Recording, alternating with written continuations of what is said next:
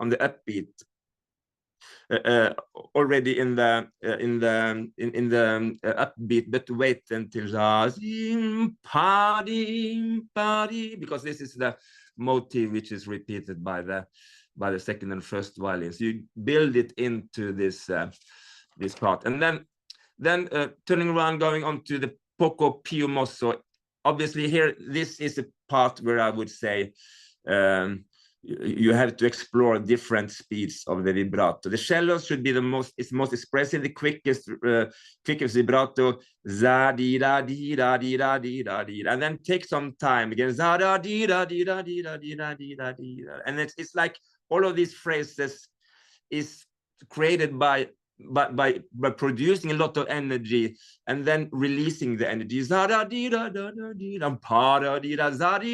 it's like you're playing with this energies, building up, going from the cello, going to the first violin, second violin, going back to the viola. You see this last 4 bars before figure 2. So and this is all the time in a very fluent way with the tempo, where when you go into the climax of the phrase, you give a little bit quicker tempo, and when the phrase is having a diminuendo, you just give a little bit of time.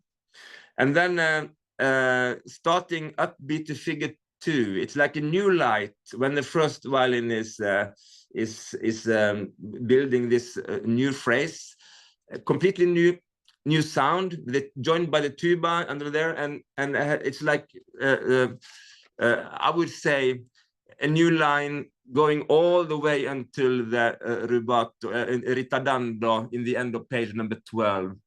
And here is also something which Rachmaninoff hardly ever writes. He doesn't say, like, if this was Bruckner or Wagner, he would definitely say Steigerung, Steigerung, Steigerung. This is typically, but this is already in the style of Rachmaninoff. He didn't have to write these things because he played and conducted his music himself. So this was a part of his nature. Da di da di ba da da di da di da za pa pa zi da, and then you reach the 6/4 at page number 13. And this is the way, same thing, building those bars on. Take a little bit time in the end of the 6/4 bar, at the end of the second 6/4 bar, and again, next phrase starting in the 4/4 bar. But taking time and driving again 4 bars before figure 3, and then 2 bars before figure 3, I almost stop up a little bit, and then I bring in the viola and the horns and the winds there, and then the accompaniment is 8 notes are coming back in the discant. So really explore these colors and take time. Don't be afraid of just stopping up to enjoy some harmonical movements and some ideas of instrumentation. I can show another thing which I tend to do quite extreme. It's after figure 3, the end of second bar after figure 3, you see this C in the second violin. Also, you have it also in the first horn. Obviously, we're coming from the solo is in the viola. That's the solo part. But then you have the in the first and second one, and then G. I just let this grow with senza vibrato until the next bar. So it's really bring out the harmonic, stressing these harmonies, take time. And then after figure 3, bar number 4, look at how these lines are going gradually from part to part. It's coming from viola, second violin, going into the cello, bassoon, and then back to the viola again, and before it just dies out, and we have the English horn solo. So this is already quite a story. Yeah, it's just the introduction, but it's like it's something you can tell so much already from this beginning. And for me to hit to nail the atmosphere and find this style already in this part is crucial for the rest of the symphonies. This is not cleverly put together and maintained. It's like, for me personally, as in audience, I would already be disappointed. Go home now. You have to really find this way of telling this story from the beginning. But the truth is that then actually this is the beginning of the story. We have just been reading the pre introduction, and going into Allegro moderato, the main theme. I kind of tend to pick up the tempo, making it half of the tempo, the bar before, with the tasto string. So you already have the tempo there. Then you have this famous poco ritardando. In the beginning, I was always, maybe on the video, I haven't dare to look at myself for years, this video, but it's already, I think, more than 10 years old, this video. But I think I probably subdivide, but over the years I come to that it's much easier to not subdivide, even if you do a big ritardando. Just give a good, clear second beat and wait, and then stop a little bit, and then you pick up again.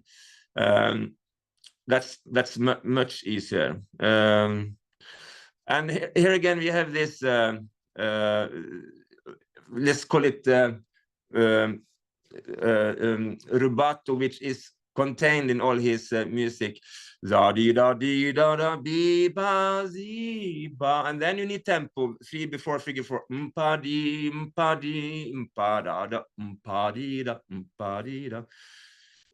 Next phrase, there is actually not written any ritardando, but be aware of that most interpretations you hear, recordings, they do a ritardando again. What I do is, I find it strange to do it. I'm also so used to it, so I find it strange to not do any ritardando. So I just do a little bit. So maybe actually I'm doing not molto it, but quite a bit of it first time, and a pochissimo it second time. And then what's coming after? Do very smooth with the sound, and then save the third phrase, because it's going all the way to the next page, figure 5. And this is the broadest. I take some time there. You have a deep C in the cello, double stops in the cello, and to really paint this sound, it's beautiful when you feel this bass line. So really take the time with this. But then suddenly, 5th bar after figure 5, I would say, easy sound, get the tempo on again. And don't miss the entrance of the cello 7th after 5. There's pam, it's a subito forte in something which is going down to piano in the rest of the orchestra. And then you have again 9 after 5, broadness, enjoy this broad and deep sound with the sonority of the cello section, and build the rest of the sound from the orchestra on that. Again, I do much easier sound from 4 before figure 6. Quite easy going when you are doing this diminuendo before figure 6. Figure 6, that is now we're going into this typical rhythmical environment of this piece. Yeah, it's getting quite rhythmical. So here you have to make sure that you rehearse this so you get the it reminds us a lot about the finale in this symphony. So it's quite a jazzy piece in many ways. So this is I would say light, both style-wise and articulation-wise, and make sure that the texture, the horns and are not getting too heavy, too much brooks. This is figure 6, really easy going, light, and so like moving very light and very, very, very articulated. That's crucial.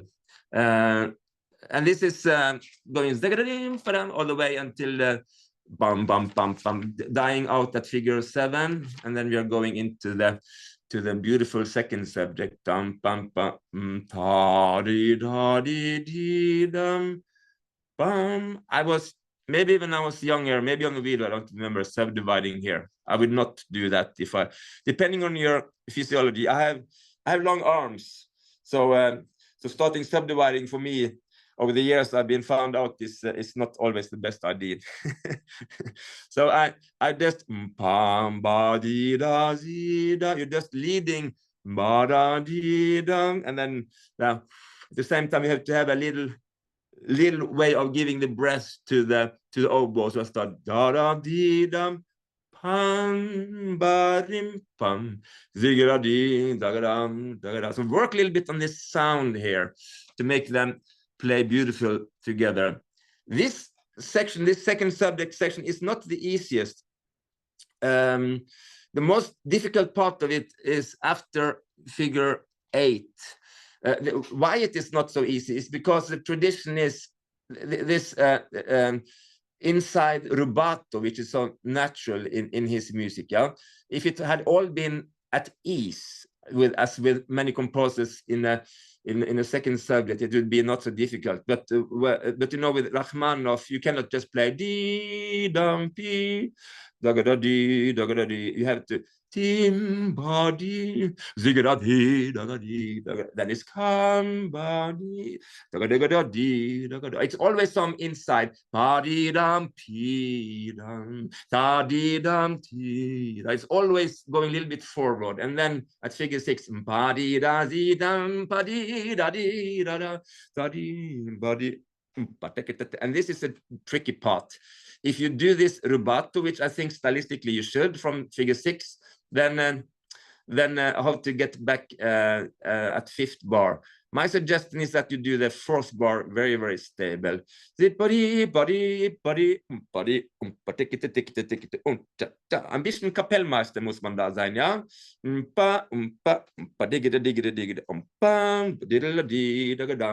For some orchestras, this tend to be a little bit difficult. And what is difficult? The winds are coming a little bit too late in the 5th bar, and the strings are rushing a little, not together. They're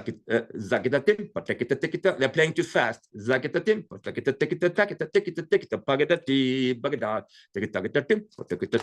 So this is just, you have to cool them down and make the winds come in.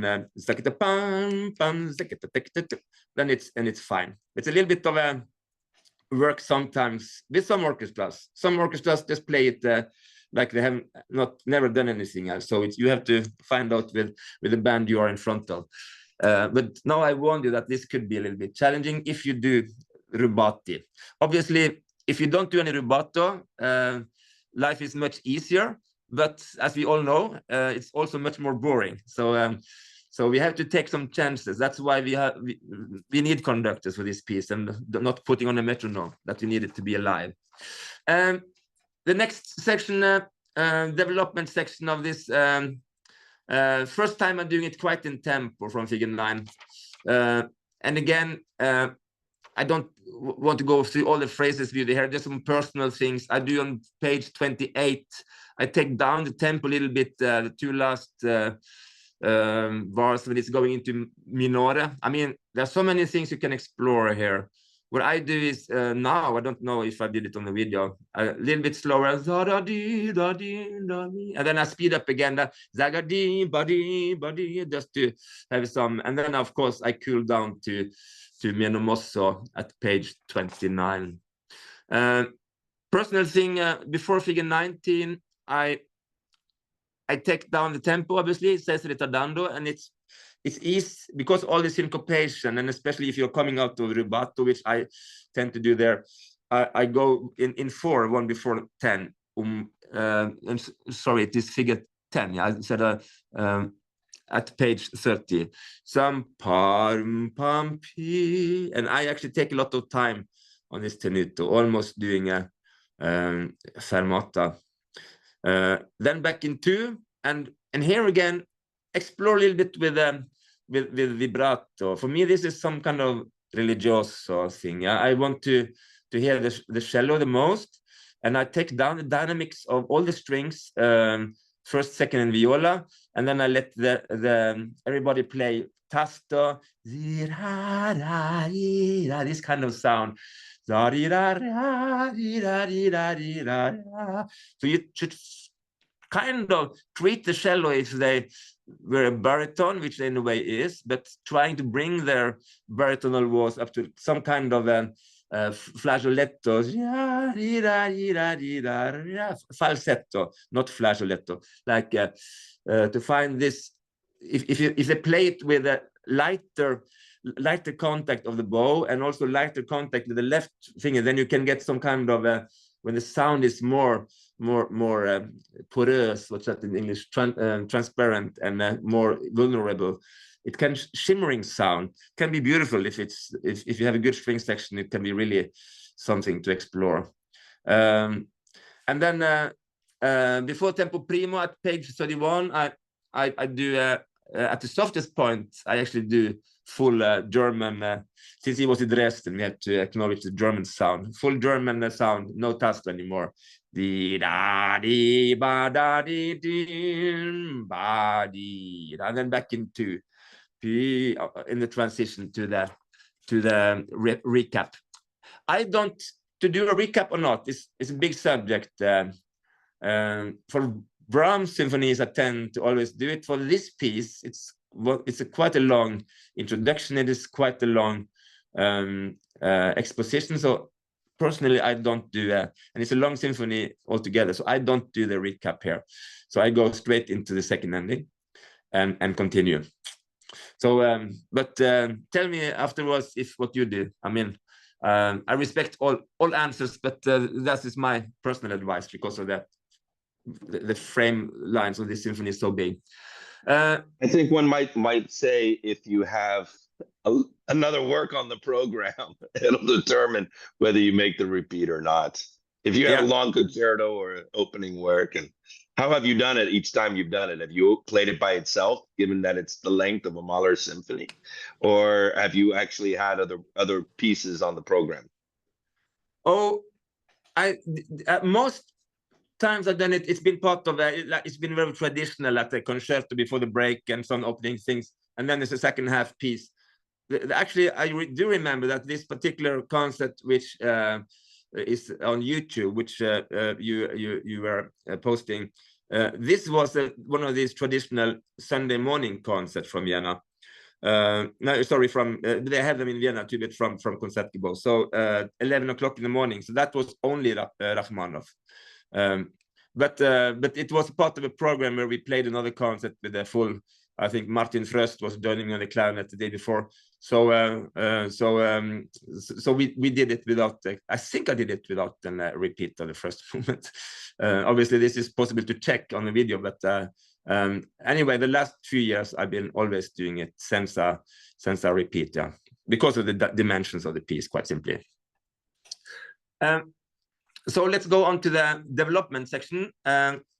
Very simply here, you have, of course, you have the most important is the solo lines, first with the violin, and then you have the English horn answering. And in between, you have some interesting sounds you can explore. It's the consordino of the second violin, which should find a sonority and blend with the stop horn. So this is something, this is something you can actually find. It's quite clever instrumentated, this piece, I have to say. He had definitely developed since his both his piano concerto and definitely his first symphony. So many of these effects he has is almost like impressionistic, and this is definitely giving us some impressionistic ideas, associations. And when it grows into un poco più mosso at figure 11, it can easily be a little bit it's with all the strings repeated. It's not so. Everything can be a little bit unclear. I think just sounding like on the piano, the harmonic. Maybe that would sound better on the piano. So what I do there to just get some more structure is that if you look at second bar 11, I just adds a little bit of accent on the tuba and the horn, pom pom pom pom pom. So this sounds a little bit like bells. It's just something I've made up just to which I find brings more structure into it. So we don't only have and especially if it's not a very good orchestra, you will find this concertino repeated notes. It will sound not so pitchy. It will sound more like noise sometimes than a good. So balance this with the winds who are actually playing the correct notes. I mean the proper pitches, and this string effect concertino is maybe a little bit less successful there, I would say. So see what you want. My suggestion is you find a way to clean it up a little bit so it's more structure in it. And then it continues after this, and the question is this an on poco più mosso sempre or not? If you look at the music 1, 2, 3, 4, 5, 6, 7 bars after 11, you see that it's the same as in the beginning of the development section. So I take down the tempo and go back to tempo primo there, because the music is the same. And then it starts winding up again at page 35 in the middle of the third last bar, and then I do again on poco più mosso. I wind it up a little bit again, and I do the same trick with the tuba and horns, and just to get a little bit more pitch and clarity in it. Then at figure 12, it's again not so musically interesting. For me, that's a transport etap. Just try to rehearse it. So it this counterpoint, all this, just to organize all these parts, building up to a and then again it's building up again. Musically not so interesting, but it's impressive if it's really together. If you rehearse this, so it's really it's small bits and pieces, counterpoint building together. What is more interesting is when you get to figure 13, there you have different layers which is interesting. So make sure that you spend your energy right at figure 13. You have a look at the cello and the clarinets and the bassoons and the cello. They are forming one kind of lontano, like a surface under this. Yeah? That is layer number 1. And then you have layer number 2, which is horns together with the viola and the double bass. It's giving some edge to it. And then you have on top of this, you have the again repeated notes in the violins, and these are most of the time piano, and keep them piano, because suddenly you have mezzo forte and make this stick out. So if you look closely on it, it's most of these figures in the violins is just piano, but some of them are in the middle of each 4-bar phrase. They are stronger. In bar number 3, you have mezzo forte. In bar number 7 after figure 13 is mezzo forte, and then 4 bars later it's a forte. So build this. You can really rehearse them layer by layer. Clarinets, bassoon, to get this together to make this special sound for this should blend and have its own sonority. And then you have the edges of the bass, viola, horns, and then you can put the surface, the more, let's call it the skeleton, and then you have the muscles is coming from the violins, but they don't pull their muscles all the time. Most of the time it's quite lean, and then suddenly you have the energy. So bring that out as electric force in the muscle, that it suddenly comes out. Yeah, and when this dies out before meno mosso at page 42, then you have it's brilliantly composed how he brings in the bass clarinet. He just takes the word and it just stays there. It's also having a diminuendo, but not as much as the other. Going into meno mosso. And this is,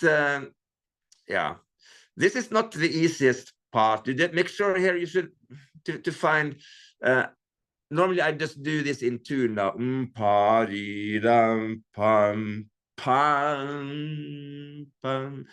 Also to hear everything. You have za-da-dee-da-dee-da-dee. You have the augmented version in the cellos, but then ba-da-dee-da-dee, ba-da. Then the double tempo in the bassoon, which is not possible to hear unless you ask him to play it louder, and you try to reduce the volume of the brass.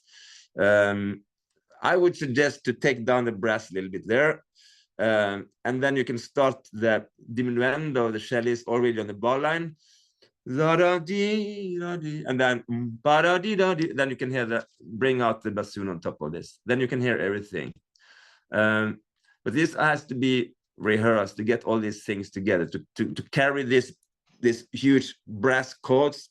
It's a little bit the same as in the big introduction of the piece. You have pam, za, da, dee, da, and you have to find a way to make these brass chords together. At the same time, you have layers of strings and winds much quicker. It has to move in a very organic way. So make sure they listen to each other so they are not getting too heavy, which is, in my experience, the case with some brass sections at Menomosso.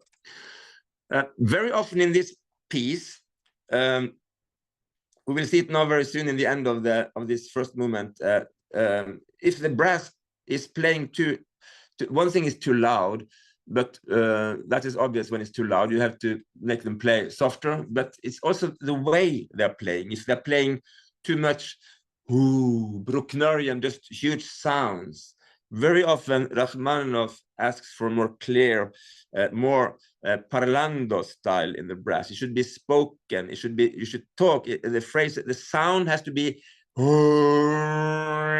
more like this very often. The Russian brass tradition, if you listen to old recordings from Ravinsky and even older, it's quite, and Svetlanov, it's very nasal sound. It's very speaking. It's not this huge late romantic Germanic we have in Bruckner. It's more concrete, more, I would call it subjective sound. So for the whole piece, when it's more quicker rhythm and themes, really make sure that the brass is taking the range of the sound and make it more narrow and speak more, pio parlando, talk more and not yell and yeah. And you see also the one challenge going into a tempo pio mosso. It's also a difficult spot because you are getting from tuba and you have this cello and the bassoon, the same augmented and shorter, quicker version of the theme going on at the same time, and then you have pa di dam tuba dobles and here also very often the brasses can be a little bit too late. So because they are thinking, it's a huge chord, but it has to be it has to be speak directly. So find a way to communicate to the brass in sections like this, much more direct, so they can communicate with you in a direct way, and the sound is more clear, not so they need really take it. Look at the viola part. There's and the timpani. There's no mercy there. This is going take it pam pa di da pa in the solo horn. Pa da pa di da di going on at figure 14. It's building up again. And between at page 46, 8 before 15, you see that's really a viola solo. It's starting on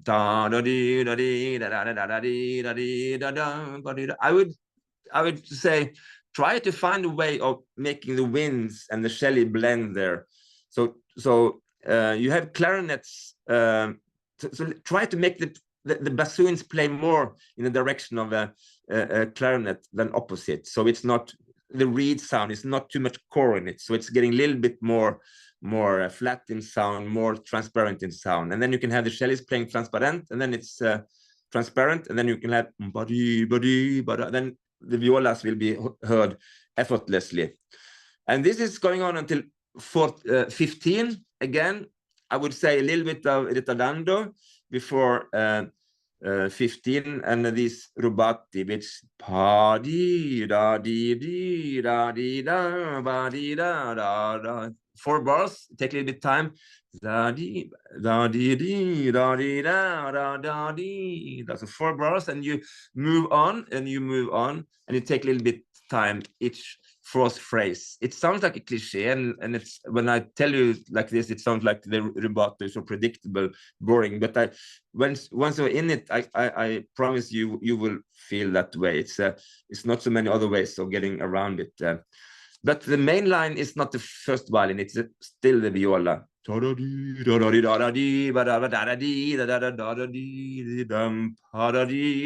And this goes on. This is coming 3 times, and the last time at page 50, finally the violins has the theme, yeah. And this builds up to 16, and then it goes, and here again, make them play. Make sure that this, like we had in the on poco pio mosso in the beginning of the development section, make sure that you get the proper sound from the violins, that you just don't hear the energy. Some orchestras, especially mediocre orchestras, it will sound a little bit like you will hear a lot of energy, but not so much pitch. That is, for me, one way of differ between a good and a really good orchestra. Then you have that really have the pitch and the quality of the sound when they are playing this quick 16ths on. So make them play it on the string all the time, on the string. That helps a lot. Then this builds up. I do some mezzo meno forte just to make sure that, for instance, after 16, the 5th bar, I do meno forte, and I do also meno forte in the 7th bar after 16, pam, padim, when it says the crescendo, just to have a, like we do very often in Tchaikovsky, yeah, big lines too, when he says forte, what is, and crescendo, just to build it up again. It has to be, in a way. If you look at the crescendo in the brass, going up, going all the way until 1 forte for some of them, and there are already many bars ago they had a mezzo forte and then crescendo, so it has to be meno forte crescendo. And then at the top, at the end of page 53, this is a typical place where the brass has to speak. Otherwise, it's a rum pum pum pum pum. You don't want that. Pum pum pum pum. It should be rhythmical. The sound should be very concrete on the spot. And the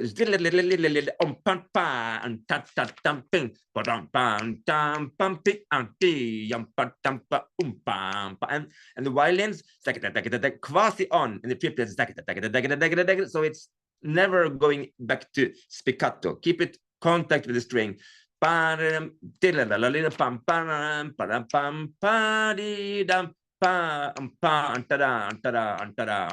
speaking all the time. So the rhythm here is crucial.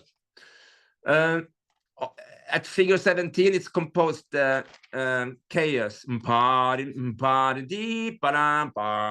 Goes on for a while. Has to be, that is a little bit tricky part to memorize, but it's not that tricky, but you just have to make sure which brass player to look at. Suddenly it's the 2nd trombone, and it's the 1st horn, and it's, yeah. But this is, I do all of them with an up bow. From 17. It creates a lot of physical. It also looks very impressive, and you see the whole string section is working with this small crescendo all the time, yeah. Then we have the recap, which is very strange because it's doing a little bit like what you learned from Brahms, probably, to combine theme. Pam, padam, pam, padim, pam, pam, padadi, da da da da. This is page 60. That's a recap. Pim, padam, pam, pam, padadi. I do a little bit of time also there. Again, as the 2nd time in the exposition, it does not say pocorit, but it's like, it's a reminiscence. It's a recap.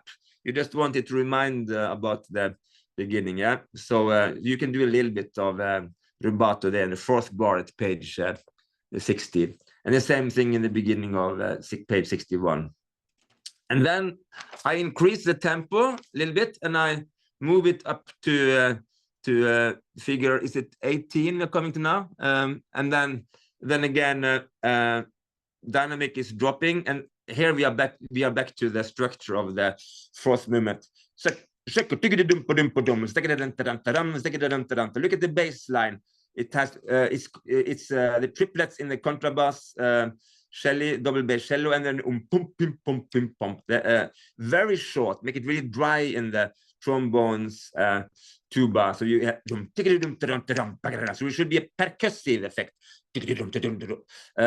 And when it builds up on the string, the triplets, going into page 64, I start to take some time there. Then you have the beginning of 65. I take some time before the fortissimo.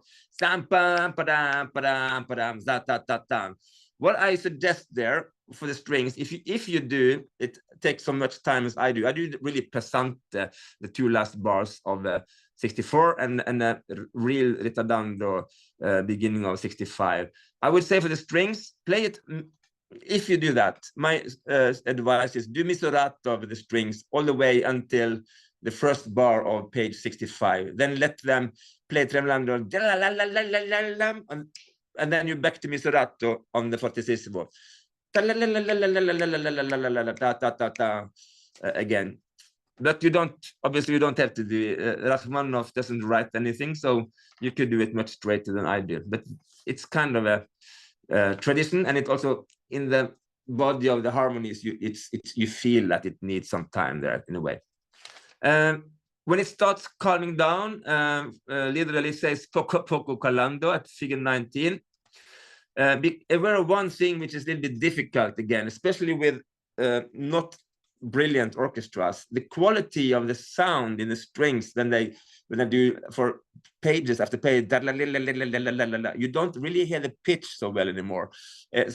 Again, as you say in German, it's klingt ein bisschen wie nur Geräusch, ja? Aber es muss klingen wie man braucht die Melodie, and the melody is disappearing a little bit. So what I would suggest is to work on the sound.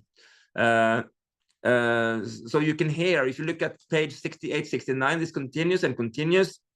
And you see, okay, at some, look at the cello part, for instance, from figure 19 and onwards, yeah?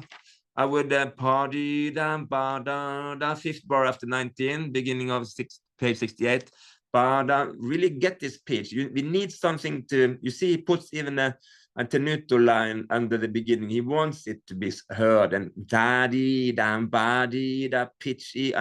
Obviously, the rest is playing quite quickly, but after after a while, the syncopation is disappearing in the violin and violas, and the second bar of page 69, you see it goes down to quote pa-dee-da, ta-dee-da, and then really work on to find the pitch there. So do you hear the pitching all the time? Yeah.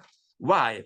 Because if this just sounds like something pianissimo effect, tremolo kind of effect, then the whole point is missed when we get into page 70, and then suddenly we have a full sound in the first violin. Yeah, right. And what Rachmaninoff is doing is repeating this motif over and over again. But the problem, if you don't really, the audience is not discovering this motif, yeah. So make sure the sound is good so you can hear this motif, and then it goes. So it's a natural ba dee dum dee dum dee dum bum bim pum pum. And here I always do a little breath at figure 20, pum, and then I give the last beat to the first violin, so they pa in before figure 20, and then I hold my hands up there. They are keeping it, and look at the English horn. Pa rim ba ri ra di la ri, and then so you have them with the pa di da pa di da di da di. Here I subdivide pam pam la. Just because I'm not so I subdivide because I was never so successful. I have tried it in two, but with some orchestras really who find themselves, I don't know if I would say good or bad orchestras, just some orchestras they find themselves easier than others. The safest way is to have a little bit of a fermato on the F sharp, and then again you are bringing in the winds for that beautiful moderato. Now that we're back to a come prima moderato, I might need to push you along a little bit. We're almost 7 o'clock. So let's try to end the first movement, get on a little bit to the second movement, because there's still a long way to go. Yes, thanks, John. Okay, so obviously now we're talking about all the material in this first movement, and also all stylistic things. So I would just want to add one thing, because I know particularly John would like this, because I know he's a big fan of and even a student of Bernstein. And this is at page 86 when we're getting into the coda. If you and there are stolen idea from Bernstein, but not from this piece. It was from it's from his bowings from you know, in Symphony Fantastique. The bowings Bernstein. I don't know if he's the first one ever to do it, but at least I know for sure that Bernstein had up, and then down. He actually got it from Charles Munch. Oh, really? Wow. So this is a tribute to Charles Munch, really, then. If you see Munch doing Symphony Fantastique, you'll see the same. Yeah, okay.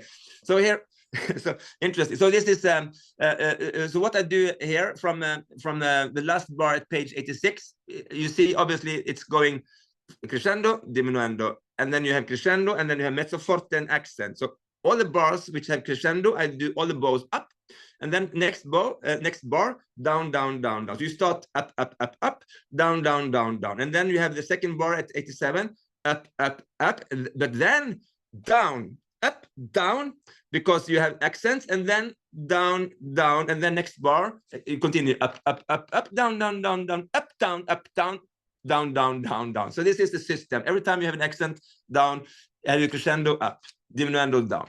It creates a very visually cool effect too.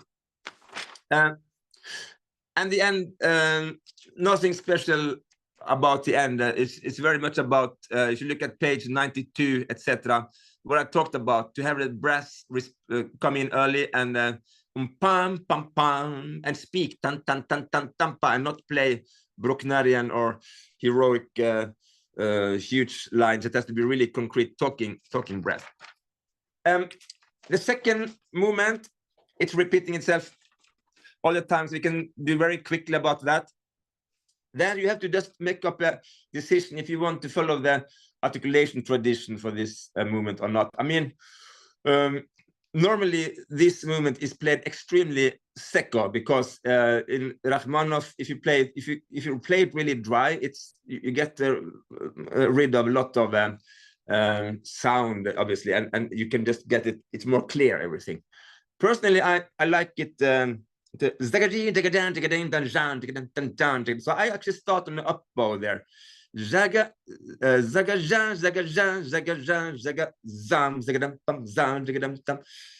makes the orchestra play long notes, forte marcato, tenuto, and then it's had a percussive thing. Just a personal thing. 99 of 100 orchestras in the first rehearsal, if you would play molto secco, everything. So that's what you get. So if you want something else, you'd have to insist on it and do some work on it. Funny story from when I was attending a rehearsal of André Prévin in Vienna for the Vienna Philharmonic for this piece, and he was quite old at that time. It was a lovely concert, but you know, he was tired. It was a rehearsal, and he just started to do something. And then, as you know, the Vienna Philharmonic can be a little bit, you know, arrogant, let's put it that way. So the solo horn is standing up and asking, Maestro, schlagen Sie in 1, 2, or 4? So are you beating this in 1, 2, or 4? And then normally a conductor would get a little bit nervous by such an attack, but Prévin was quite old already and was just laughing. Nah, I don't know yet, but but let's try it in 2. And then it was, the rest of the rehearsal went well. I personally do I like to have a little bit longer articulation on the top notes, pam pam pam zi, tagadam, tagadam, pa, pa, just to make it more interesting. But most orchestra, pa pa pa tip, pagadat, tagadam, pa pa pi, pa pa pa tit, tagadam, pam pim, pagadat, tagadam. Very short, everything. Just a matter of taste. I like sometimes to have a little bit more length to it. Yeah. Technically, to conduct this piece is in the beginning not so difficult. You just make sure of balance things, like in page 103. I would say take down the strings a little bit, because you want to hear all this. One thing is beginning, but you want to hear the woodwinds when they go down in the deep register too. Same thing when you get to page 106, transition into the second subject. Pom pim pom pim pom pim pom pom. The bass line you want to hear. So maybe all those brass chords, take it down. In the second viola, take it also a little bit down, so you can keep that going down to that. So you hear the bass line. Good. Menomoso, page 108. This also beautiful, comes twice. Again, the transition, I would say, maybe here I would actually subdivide the last beat before moderato.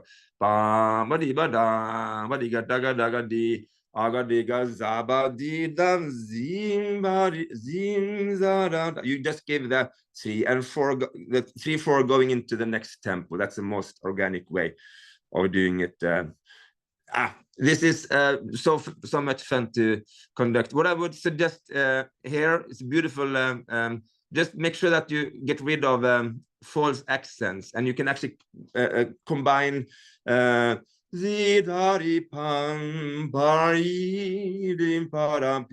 make long, like with this second subject and the second subject in the finale, the long adagio. You can just do much more longer bows. Don't change all the time the bows here. Just combine things. It's and get away all the false accents. That's my general advice for this. To make the and sometimes don't even have the strings playing the same bowings. You can cover it. Yeah.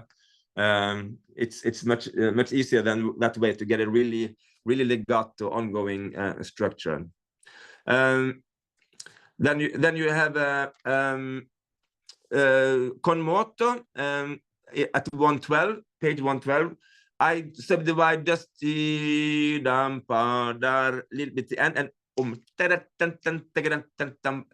look at this, what he writes there. You never hear any orchestra do it differently, but he says first 2 bars of leggera, then he says 2 bars of staccato. So what I try to do is to play that's a little bit Catalan, a little bit Spanish Catalan. So you really do a difference. 2 bars of a little bit less articulation, and then the staccato you do the shortest articulation. And also another advice: don't make it so slow, because the slower you do it, the more boring it gets in a way, and you also have longer way of going back. Going into figure 30. You have 2 bars, so there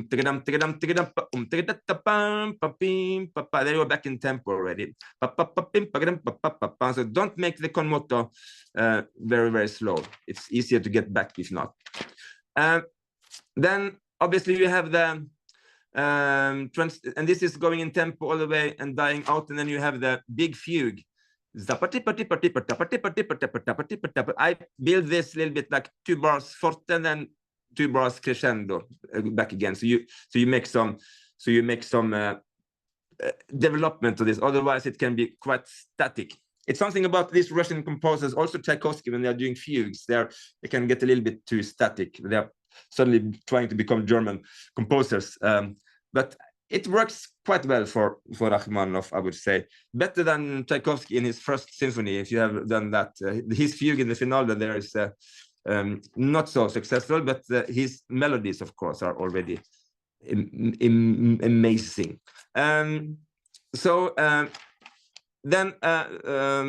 Yeah, this is going in one tempo. It can be for some orchestras difficult, but a good orchestra is nailing these lines. It's not idiomatic for the string. So an orchestra not used to this piece, you have to work on to get the real power for all the high pitches in the first violins. But you'll notice immediately if an orchestra has played it before, that is then it's quite easy to conduct actually. One suggestion for what comes at figure 34 is a little bit inconsequent from Rachmaninoff. You see he writes a piano crescendo. I would kind of do the same thing every time you have this motive. And then you have one bar stable, beginning of 128. Then you have diminuendo. And then you have the fourth bar of 128. Crescendo. So I do opposite to what he writes. Consequently, he does write all the same things as I tell you now. It's just that on different places. So it's actually it's no logic to it. I'm doing Dvorak 8 this week. It's the same thing with Dvorak. There's some inconsequences in the way where he puts his accents and etc. And so I just try to help him a little bit. So every time he's repeating da pi pa pa, then I do diminuendo. When I have da pi pa pa, I do crescendo, and everything in between I just stay at the same dynamic. Then you get pam pam pam, the fanfare. This is also fine, nothing special there. Let's move on. At figure 36, I just do a little funny thing. He composes a little bit of what do you call it, agronome. He's mirroring the thing there in the middle of the fourth bar of the 36. You see, if you look at 36, papa, papa, papa, papa, and then he starts again in the middle, papa, papa, papa. So it's the timpani together with the trombones and horns are forming a shape which is mirrored in the middle of the fourth bar after 36. So this is a funny thing to pick up on. Then you can phrase it a little bit like together with that. The biggest challenge in this movement is from figure 37. This has to be rehearsed really properly in order to bring them together. Sometimes I've actually tried to be stable for 4 bars in 37 because that's a tricky material to bring together. But some orchestras, if it works well, you can just start moving. But anyway, what you do, just move very fast. When you get into the 5th bar of 37, it's easier when the violins, the basses and the horns, pam, padam, padam, padam, and then you get timpani together with trombones, pam, pam, pam, and then especially when the percussion comes in the end of page 139, that is saving everyone. Pam, pam, pam, padam, pam, pam, padim, pam, papim, pam, then you are back in business. So rehearse these bars from figure 37. Depending on how slow you have gone in the fugue and how long way you have to go back, it's important to calculate and rehearse this to get back. Then actually the rest of this movement is exactly the same music repeated, just sometimes slightly different orchestration. So when you get back to the second subject at page 154 before 41, maybe you would do it a little bit differently, be a little bit quicker, or you phrase differently, but it's exactly the same music. I try to explore sometimes at figure 41 having a double bass go 1 octave down. And I have a lot of places actually in this movement, particular where I bring down the double bass. Actually, for the whole symphony, there's many funny spots to bring. It's quite logical to bring in the 5th string of the bass. If anyone is interested in my list of how and when I'm doing that, just give me a hint and I can provide it for you at a later point. So going into the third movement, it's obviously one of the most famous one, beautiful beautiful. I watched actually my video. I was not doing a very good job, but it was only my second chance for the symphony in the beginning here. But what you should do to open this is you have to find a way of opening the wheel. You know, when you have one thing is something which mathematically is going up in 2 and 4, that is. But when you have something where when it's a 3, something which goes up in 3, you need to be more round. So in order to find the wave, you just have to trigger the wave. Or if you just push and then you're saying help yourself, and they have to paradi. But if you really want to lead them, you have to you have to catch them. And once you get them into your wheel, you can. It's a little bit like you've been trying to bicycle with these old bicycles with the wheel, where the pedals are going all the time. You have to find the right tempo, otherwise you will be it will be kicked. So to find this, and then once you have the first violin, that's where you have to just go into the sound and drag it out so you can lead them. And yes, I'm not going into Russian or German beating technique, etc. But actually, this movement is very much, I would say, logic to use some Russian technique, which is that you are picking up the sound and leading the sound. You see, Gergiev, how he's doing this, for instance, he got it from Musin, and Musin and Ravinsky. They were students of Malko. Who, you know, the competition in Copenhagen. So this is very much the Russian leading. It's like the sound always gets up with you there, etc. And don't conduct anything before the clarinet, and then stop conducting and just bring in the clarinet. And if you have a good solo clarinet, just by listening to him, you can just follow him very small beats, and that should be enough for them to follow. Lift a little bit for the double basses every time they have a pizzicato, but otherwise just be with the soloist and conduct as little as possible, because you really want this to be not pianissimo as he writes, but pianissimo. So it should be almost nothing. Yeah, we have some counterparts in 46. The bassoon, for instance, coming in, and others. So this is just thing you have to bring out during a concert, and otherwise, of course, a lot of rubato traditions and stuff. But listen to the soloist, what he or she wants to do. Before the end of page 181, 2 before 47. When the solo clarinet is finished, I take up the level of the viola. I bring this out as a solo, like it's a little bit like an ending, taking over from the clarinet kind of style. And then a beautiful thing which Marius Jansons did with the Ostrophil was then he started piano instead of mezzo forte, and building it longer. It's a beautiful thing to do if you want to try. You can also do it next time instead if you want. This is coming twice. So a lot of things you could do here with balance and stuff to bring out parts. Look out for the second violin, sometimes more important than the first violin. One example is in page 183, in the middle of that page. This is really beautiful when this is brought out. It's going above the first violin, and can shine a little bit more. And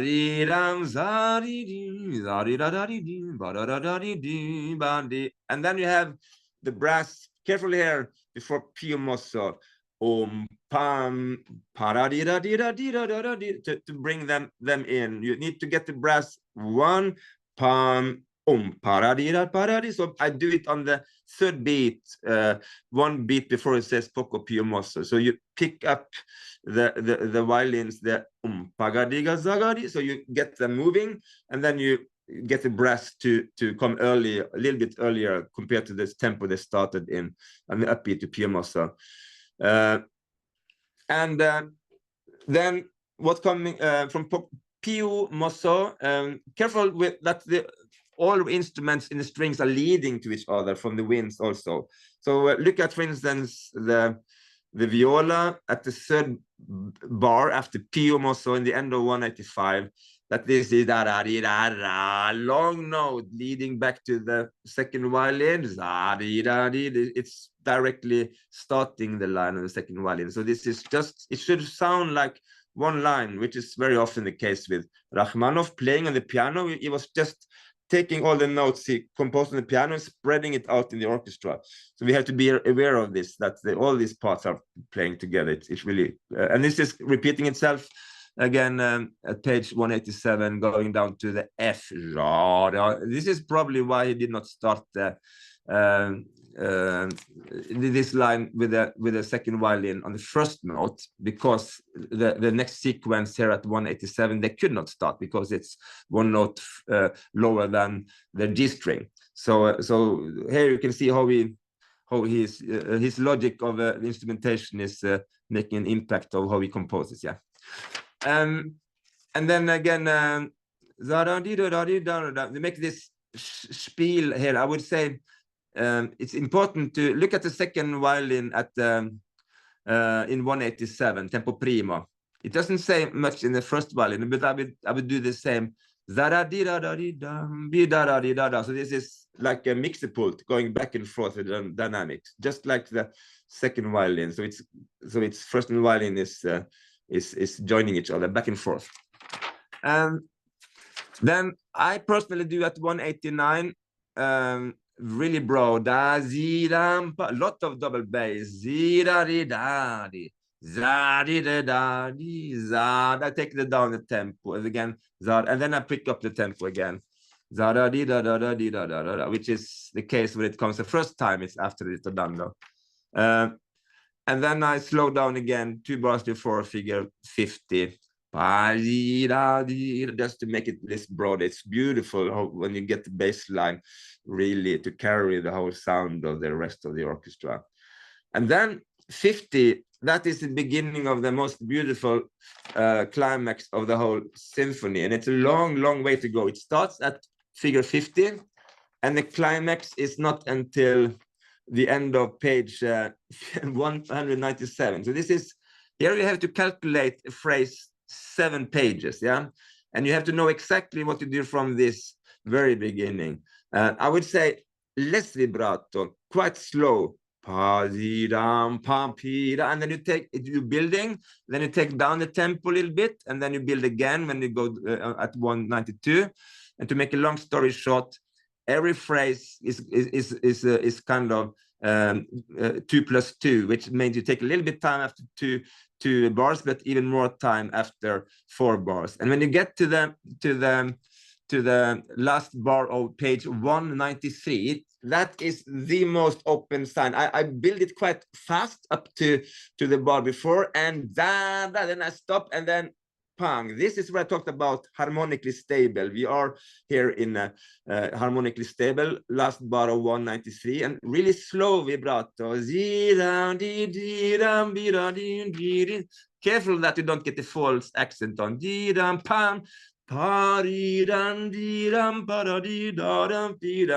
And trombones. Take time again.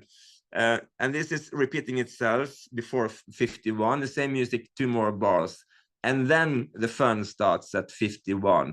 Then so not so much in the video, I think, but some of my later concerts, I'm pushing and pushing, and more vibrato. It's the intensity of the harmony, intensity of the vibrato. You really have to build and build and build and build until the first bar of 197, when the double basses are playing zatam pam pam, zampam pam pam, zampam pam pam, zampam pam pam, and then I almost stop completely up, and I actually sometimes have one bow for each note. Ta, zi, dan, za, din, ba. I do a full stop there at the climax, after building up to quite a fast tempo. The quickest tempo is then on the turn page, between 196 197, and then you just easy take down the tempo until the big climax.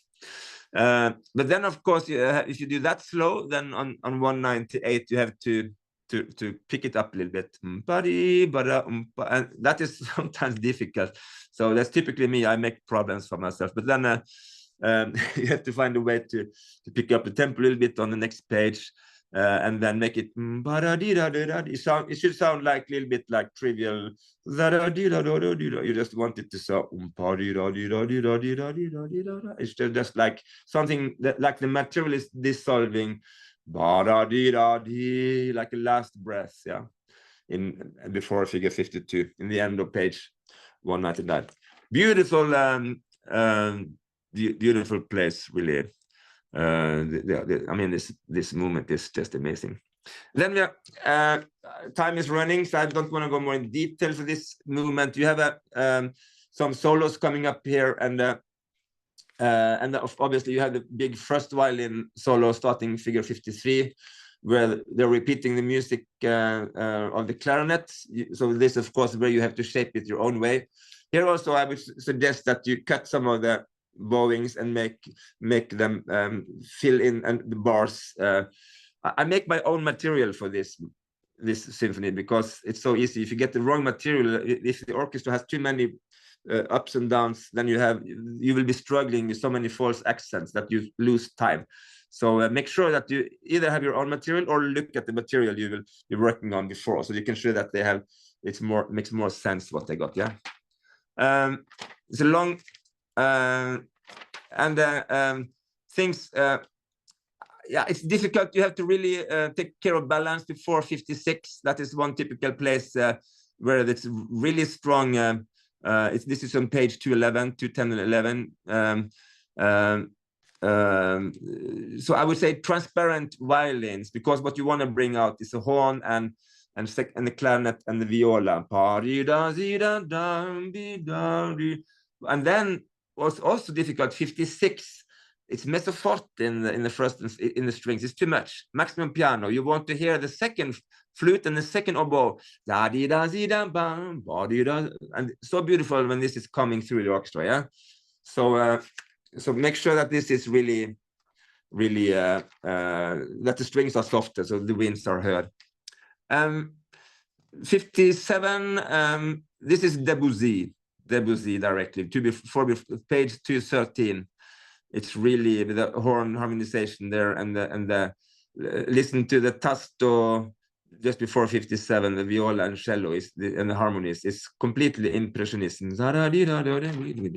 It's amazing, beautiful. The finale, actually very quickly. It's actually, in one way, it's maybe the least interesting movement. But it's very effectful if it's a good orchestra. Play it jazzy. I don't know where you guys are from. If you're from the States, anyone listening, you would be maybe having an orchestra which are more used to jazz than an European orchestra, but it should be pum. If you look at the brass scoring from the beginning of the finale, pum pam da pam da da pam da da. It's, I mean, have you seen anything more jazzy than this? It's the pam pa dam pa da dam da pam pam pam pa. I have a tendency of doing it a little bit too fast. For some orchestras, it's a lot of notes for the violin. It's not so idiomatic. There are also a few mistakes in the score. I can show one. I don't want to point out all of them for you. That's a little bit boring, but just I can show you what you should look for. I will give you one example. So look at the second page of the finale. It's 217. The second last bar. Look at the viola and the second violin. So this is bar number 1, 2, 3, 4, 5, 6 of the movement. The second beat, viola, second violin, you have accent on the triplet on the second beat. It should not be. It has to be if you look at the all these passages, when you have this zagadadam, these triplets, the accent should always be on the note you're ending on. Look at the bar before, zagadada. Look at the horn and the bassoon in the same bar, zagadada. The accent is on the third beat, on the long note. It's not on the tagadada. So this is I've been looking through all these parts quite a lot, and this must be a mistake. It's a systematic mistake. You could argue that he wanted it to be secco and percussive all the way, but yes, there are many accents and they are on the right places, but they should not be there, because pam zagadadim bagadadam bagadadam and then cham pam padantadantadam dagadadam. It's always the same way. This mistake is coming a couple of more places, so you can see if you find it. Then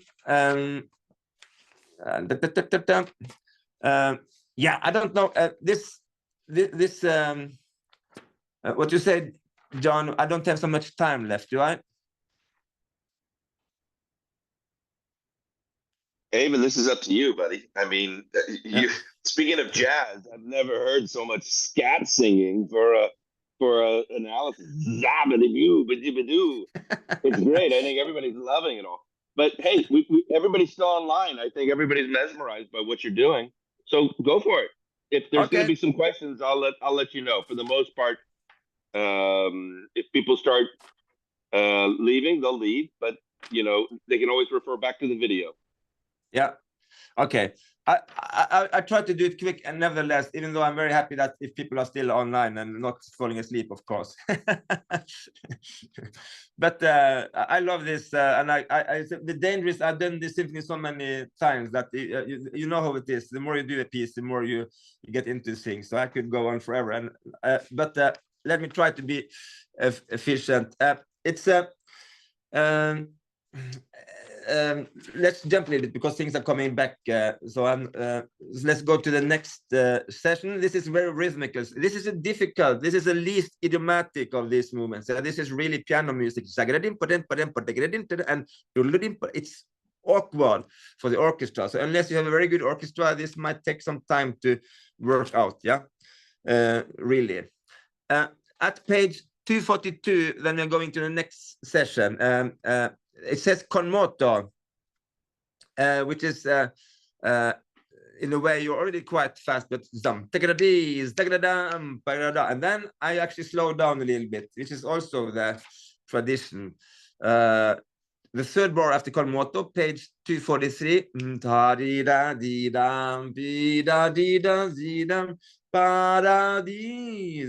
I'm leading the strings there, the strings line, and then and somehow you have to find a way to maneuver the winds having the triplets, of course.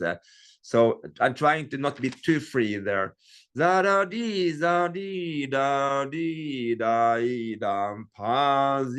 try to subdivide the two last beats before a tempo at 245. So in the ritardando, the end of 244,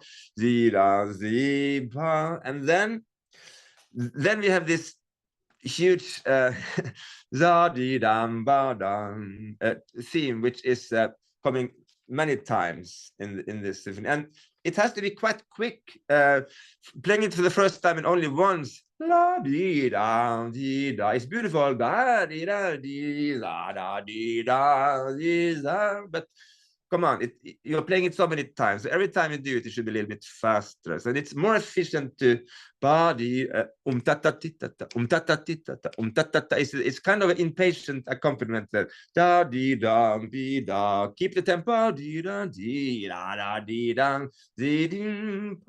So really bring it out in a fast way. And I won't bore you with these details all the way, but I just give you one example of how I would do the bowings for this part.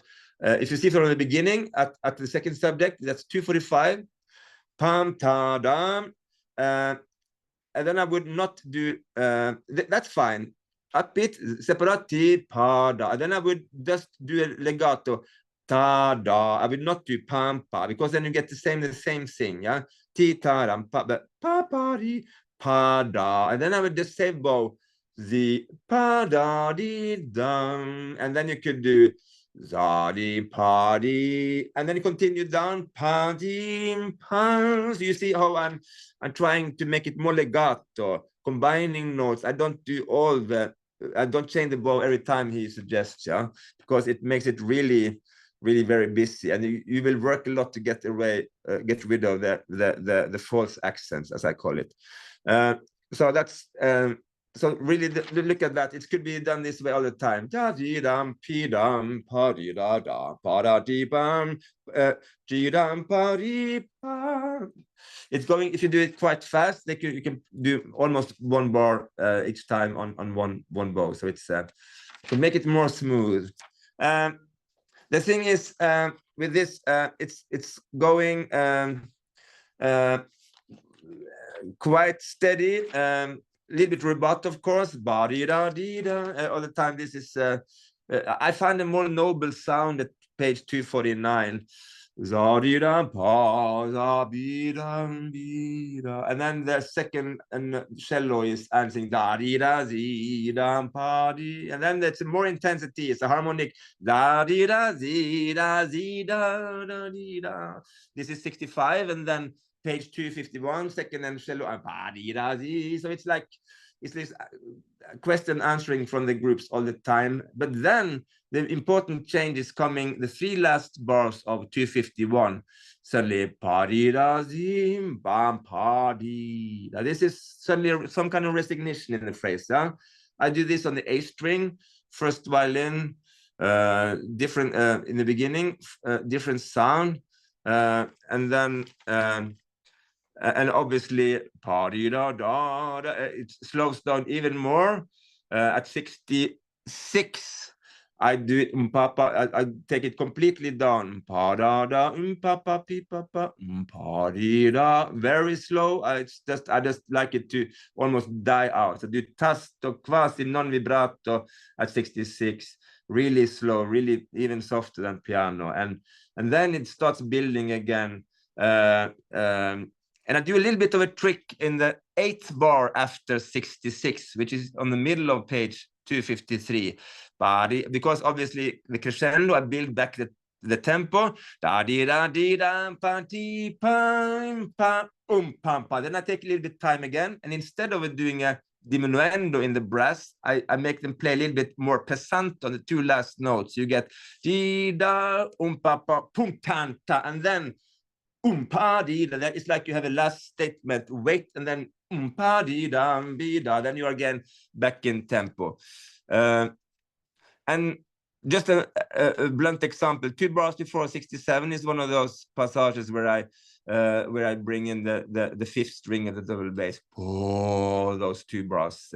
I just saw it here. That's one of those. Just to make it da dee da da, and then I go on again. Pa dee da dee dum. But have tempo. The tempo dies a little bit, but then you have to continue. 68. Sorry. It goes down, and then you build again. So here you're playing the tempo and energy all the time. The phrases are going for 7 bars, 8 bars, and then it's dying out. But then you in the middle of about 258, da dee dum pee pam dee da da, etc. It continues, and this you just have to find a way to play with this energy, how you will not take too much time, because then you're killing the next phrase. But find the organic way to go with this all the time until adagio at page 260.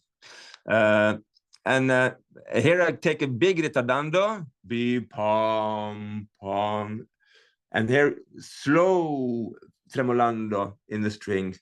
Za-dee-dum pum, za-da. This is so much impressionism for me. It's so beautiful, this passage, yeah. And then it's a little bit of a corner to find this tempo precedente. Look at how this is composed, yeah, with a one note before the violin sections coming in, and then this is a little bit tricky for some orchestras. Other orchestras play it sleeping. So it's etc. to get back in the groove, the dressy groove here. That's really important. And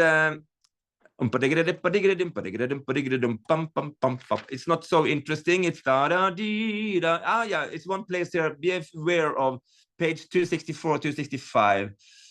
This is a typical place where the horns with sound. They don't understand that they have the main theme there. They just think they are covering but that is this is the theme. They have to play with subjective sound. So make sure that 9 out of 10 horn groups play this too broad sound-wise in the beginning. It has to be more concrete sound.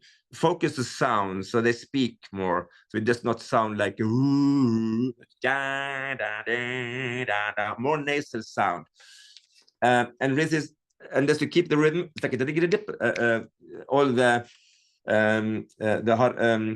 percussive effect going through the strings all the time. Figure 71, same thing here. Clarinets and the horns has the pam b. This is also has to be subjective sound. I call it subjective sound, maybe it's bad English, but that's the sound which is speaking. It's not just harmonies. Is going on. This is just sequences continuing. Yeah. So it's not. Yeah. So there's not so much of music that interesting going on, just to organize these rhythms and let the sound or the winds and horns be projective in a subjective way when it's necessary. Good. Then we're going into a new fugue at 73. Pump, pim, pum, pum. There's just a cute one where he's building up some parts at the same time. 74. Again, I cannot say it too often. I think core in the sound. The core is maybe a better English word for the subjective sound. The core in the sound of the horns. It's important at 74. Going on, same with the trombones and trumpets, but that normally comes easier with those instruments than the horns. 4 before 75. And obviously now we are building up to the big recap. And even bring in the campanelli, ping, ping, ping, ping, pong.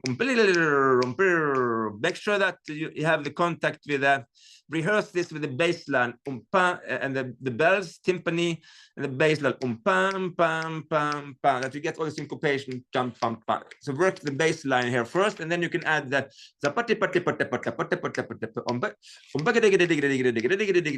so you start with the structure, the skeleton, and then you add the strings and the winds in the end. So when the structure is clear, if you rehearse this at the same time, then it's all a mess. Yeah. So just make sure that you have the skeleton, the syncopated line in order, then you can add the rest. And then pang, and the new thing here in the recap at figure 76 is that suddenly you have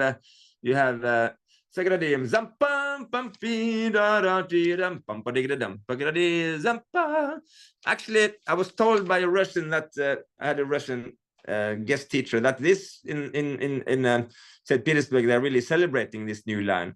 But I, from studying in Vienna and being true to the Germanic school of what do you call it, sonata form, I was afraid that the sonata form was a little bit lost. So I took it down and made menor forte the first few times I did this. Maybe I'm doing it also in the video a little bit. Of course, you can hear it, but I don't bring it out. I was more concerned with but because that is the main theme of the movement. Yeah. So this just funny to see how this has changed over the years. Now I'm bringing it out more because I think it makes sense. It's there. But first time I was so stuck with my feeling for the sonata form that I was taking a little bit, not away, but of course, but just suppressing it a little bit so I could bring out so the sonata form was more clear. The recap.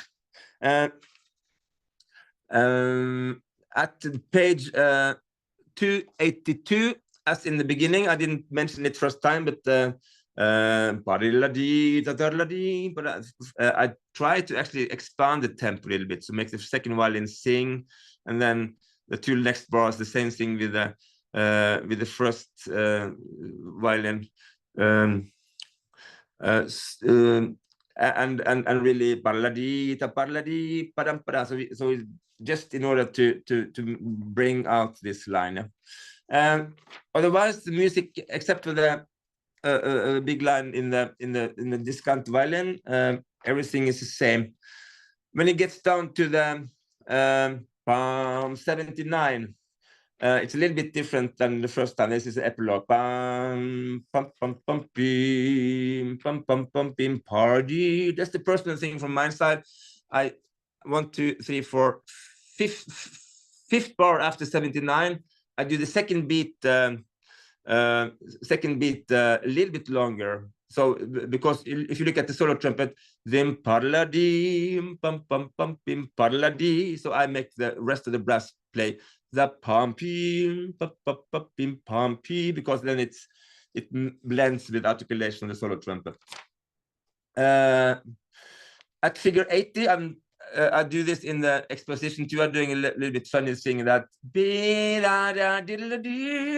I just do 4 bars of centrifugal force. I expand these few bars, for very frustrating, of course, for the violas and the second clarinet who are playing a little bit slower, but never mind. Then we're back in tempo. Second bar 294. Very percussive, very jazzy, this movement. Yes, it's I'm just going on here. It's not so much details you need to talk about. I take a little bit time before figure 83, and look at 83. It's important to bring out the second violin, and to see how this counterpart, how this is counterpoint going on with the oboes and clarinets. Yeah, this is difficult to hear. Very often we hear the discount. Ears are very often listening for the highest note in the melody. Yeah, but play softer the viola, softer the cello, softer the violin, and bring out second violin and the oboe and clarinet. That's my advice. It's really important.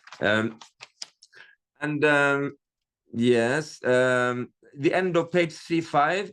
I actually do this is crescendo in the bass line. If you look at the cello, crescendo every bar, as in the horns and the bassoon. I do the same in the cello, in the bass actually. I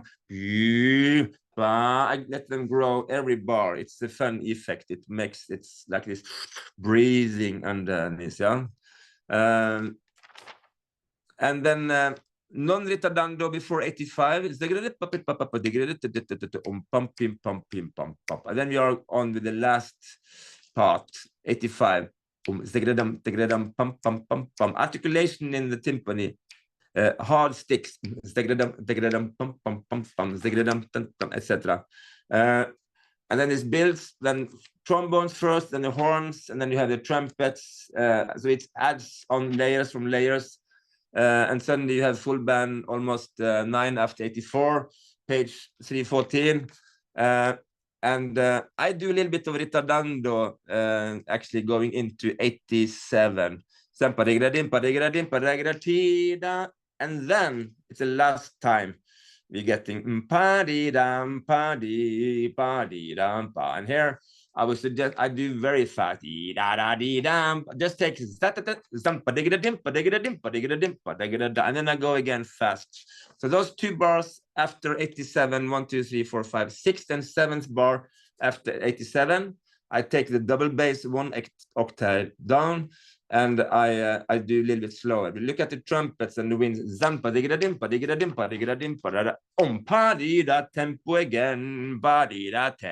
and 2 before 88, and and then it moves on. Just moving. Maybe we need to move on to 89 towards the end here. Yep. Because we're really over time, but everybody's staying. But we do have a few questions that I want to at least get in. So maybe we can get right there just before 89, that big slow section with the tenuti. Yes, the end there is just to make the strings listen to the. I try to do it like a chorale there. in the brass starting at 89. This can be a little bit difficult if the brass are always too slow. Zampi, so make the strings listen to the brass, so they don't play too fast. And then once you have the cymbals joining, it's easier, yeah? The crucial point is the last bar in page 323, because there you start the dam pam pa bum pam diddly diddly diddly diddly diddly pam pam pam pam, and here you have to rehearse the strings so that works from the last bar of 323 zam pam diddly diddly, you do an acceleranto diddly. So this is working, and then after this you have to the brass and the winds, they cannot hear the strings, so it's difficult for them. They play long notes, and then they place pam pam pam pam pam pam, and this is I always do a huge accelerando there. So this is the most difficult and crucial part of the symphony, because it's the very end, and you don't have to 1 hour of beautiful music you don't want to crash. So this is something you have to rehearse properly. So you know exactly where you have the brass pam pam pam pam, and then Piomoso, pam, pam, pam. It's just being very stable, and I do it actually quite fast on the strings. Senza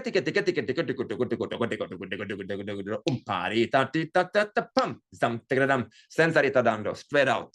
Percussive, effectful, and amazing music. Wow. I tell you, Rachmaninoff would have loved this analysis. That was so jazzy.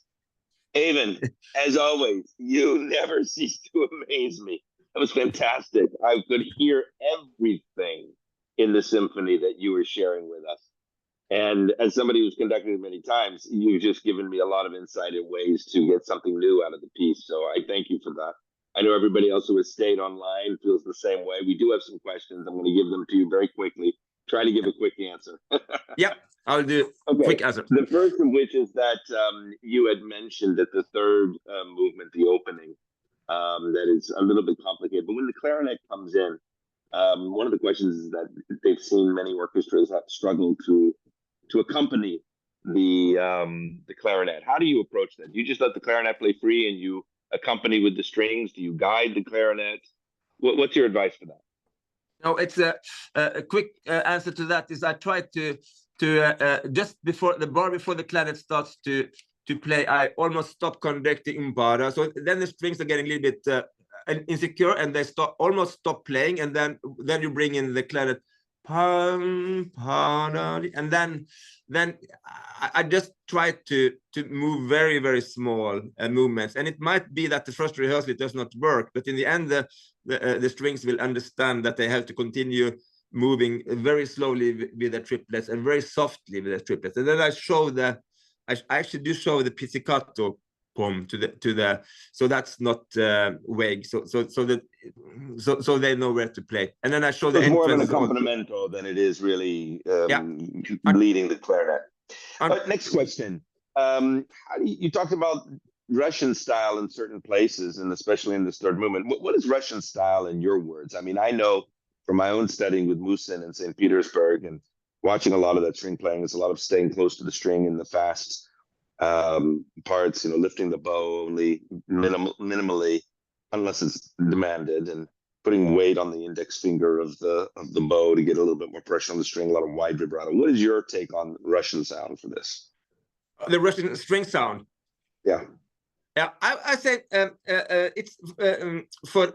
it's much I think more transparent than we think. I think very often in especially in some huge German orchestras with a string sound I love, we tend to think that especially Tchaikovsky is very dense. Tchaikovsky,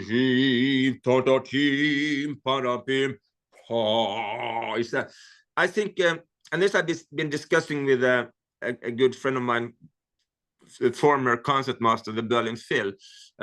We tend to agree on that. The sound is more transparent, the lighter pressure. Actually, a little bit like we also look at Grieg in Norway. That should be more lighter string sound in general, which is, so I think you should explore that for both Tchaikovsky and Rachmaninoff, a little bit lighter string.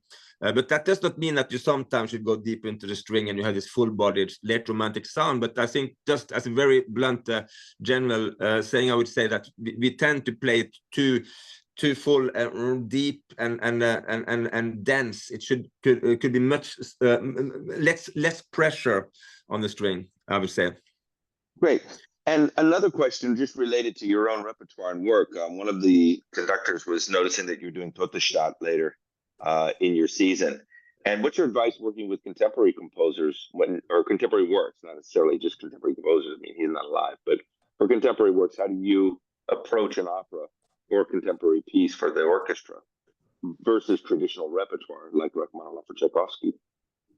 Oh, well, it depends. I'm doing 2 operas next season. One of them is a brand new composition by Ben Sørensen, so it's really a living composer. So I try to I try to work very strong with the text, because I mean the composer has been doing a very intense work with the text and trying to find a way to color the text. So that is the starting point of any composer. So if you start your work, always look at the text and try to get your own interpretation of that. That's always a help, especially with contemporary composers. You might not know exactly where they are. With the Totenstadt, Kongold, of course, he even know where he came. It's very much Richard Strauss in this piece. It's very Viennese. So of course that is it's a complex piece. I haven't done it before. It will kill my summer, I guess. You'll love it. One of my favorites.